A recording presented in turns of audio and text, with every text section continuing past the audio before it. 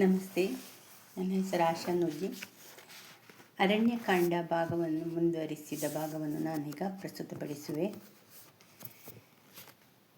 ಜಾನಪದ ಶೈಲಿಯಲ್ಲಿ ಸೀತಾ ಸೌಮಿತ್ರಿಯ ಜೊತೆಯಲ್ಲಿ ಶ್ರೀರಾಮ ಪರ್ಣಶಾಲೆಗೆ ಬಂದ.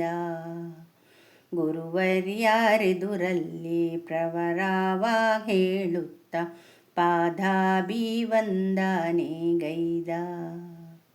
ಆಧಾರದಿಂದಲೇ ಆತಿಥ್ಯ ನೀಡುತ್ತ ಮುನಿವಾರ ರಾಮನ ಹರಸಿ. ದುಷ್ಟ ಸಂಹಾರಕ್ಕೆ ವೈಷ್ಣವಧನುವನ್ನು ಕೊಟ್ಟಾರು ಹೊಣೆಯನ್ನು ವಹಿಸಿ.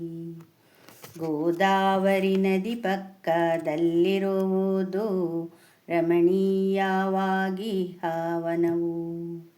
ವಟವೃಕ್ಷಗಳ ಮಧ್ಯೆ ಫಲಪುಷ್ಪದಿಂ ಕೂಡಿ ಪಂಚಾವಟಿ ಎಂಬ ಸ್ಥಳವು. ಮಡದಿಯ ತಮ್ಮನ ನೊಡಗೂಡಿ ತೆರಳು ನೀ ವಾಸವ ಮಾಡಲಿಕ್ಕಲ್ಲಿ.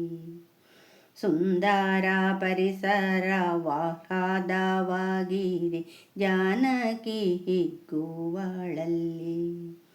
ಋಷಿಗಳು ನುಡಿದಂತೆ ರಾಘವರಿರುವರು ನಡೆದರು ವೈದೇಹಿ ಸಹಿತ. ಆಲದ ಮರಗಳ ಗುಂಪನ್ನು ಹುಡುಕುತ್ತ ಇಕ್ಕೆಲದಲ್ಲಿ ದೃಷ್ಟಿಯಿಡುತ್ತ. ಪಂಚಾವಟಿಯ ಸರಹದ್ದಿನಲ್ಲಿರುವಾಗ ಎದುರಿಗೆ ಬರುತ್ತಾಲಿ ಹದ್ದು. ಪರಿಚಯ ಹೇಳಿದ ತಾನು ಜಟಾಯು ದಶರಥನ ಮಿತ್ರನೆಂದ.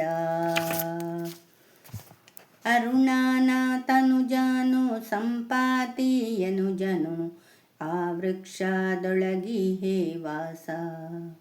ವೃದ್ಧ ಜಟಾಯುವು ದಶರಥ ತನಯಗೆ ಹೇಳಿದ ಹೊಂದುತ್ತ ತೋಷ. ಗೋದಾವರಿ ನದಿ ನೋಡುತ್ತ ಶ್ರೀರಾಮ ಓ ತಮ್ಮ ಇತ್ತ ಬಾರೆಂದ.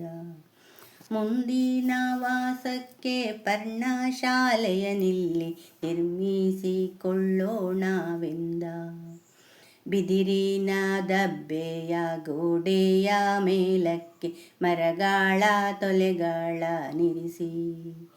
ಎಲೆಯಿಂದ ಚಾವಣಿ ಮುಚ್ಚಿದ ಲಕ್ಷ್ಮಣ ವಾಸಕ್ಕೆ ಅಣಿ ಮಾಡಲೆಳಸಿ. ಲಕ್ಷ್ಮಣ ಸೀತೆಯರೊಡಗೂಡಿ ರಾಘವ ದಿನಗಳೆಯುತ್ತೀರೆ ಮುದದಿ. ಧನ್ಯವಾಯಿತು ಪಂಚಾವಟಿಯ ಪ್ರದೇಶವು ರಾಮನ ಸಹವಾಸ ಹೊಂದಿ. ಮುನಿ ವಿಶ್ವಾವಸುವಿಗೆ ದೇವವರ್ಣಿಯನೆಂಬ ಸತಿಯಲ್ಲಿ ಮಗನೊಬ್ಬನಿದ್ದ. ಕಠಿಣವಾಗಿ ತಪಸ್ಸನ್ನಾಚರಿಸಿದ ವೈಶ್ರವಣನು ಬ್ರಹ್ಮನ ಗೆದ್ದ. ವೈಶ್ರವಣನು ದೊಡೆತನದಿಂದಲೇ ಆದನು ಯಕ್ಷರಿಗೊಡೆಯ. ಪುಷ್ಪಕವೆಂಬ ವಿಮಾನವ ಪಡೆಯುತ್ತ ತೋಷದಿಂ ಕಳೆದಾನು ಸಮಯ. ದಕ್ಷಿಣ ಸಾಗರದಾಚೆ ತೀರದಿ ಮಾಲ್ಯವಂತ ಸುಮಾಲಿಯಾರ್ಗಾಗಿ ವಿಶ್ವಕರ್ಮನು ಬಂದು ಸ್ವರ್ಣಲಂಕೆಯ ಸೃಷ್ಟಿ ಮಾಡಿದ ನಿರ್ಭರವಾಗಿ. ಧನ್ಯವಾದ.